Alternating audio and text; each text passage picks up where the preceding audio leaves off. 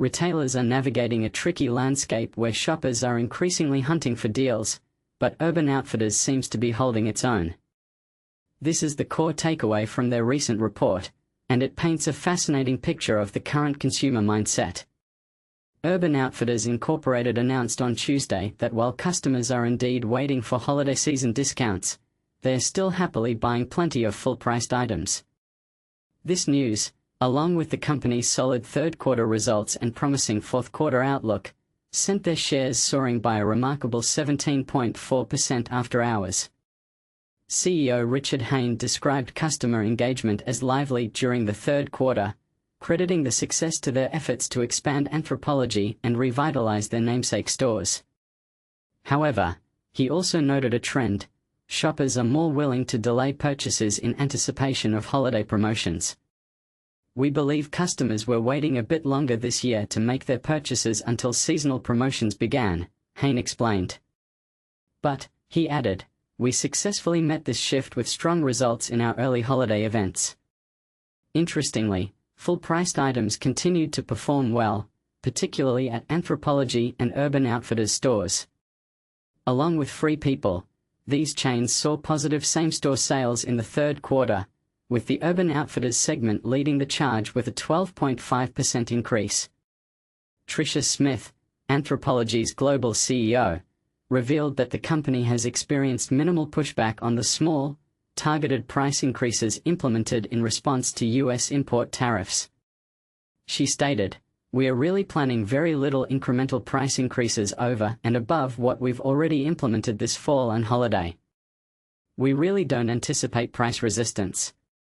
Hayne further suggested there was little need to raise prices in the coming year.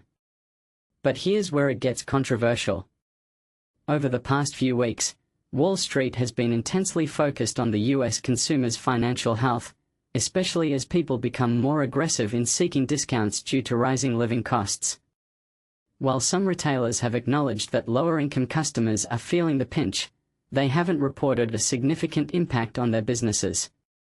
Urban Outfitters Chief Financial Officer Melanie Marinefrin projects the company's total revenue to grow in the high single digits for the fourth quarter, with potential mid-single-digit growth in same-store sales. Wall Street's expectation for same-store sales growth in the fourth quarter, which covers the crucial holiday shopping season, was 4.4%.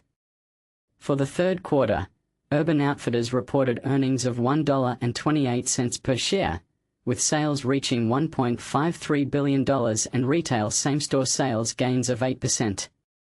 All three figures surpassed Wall Street analysts' estimates.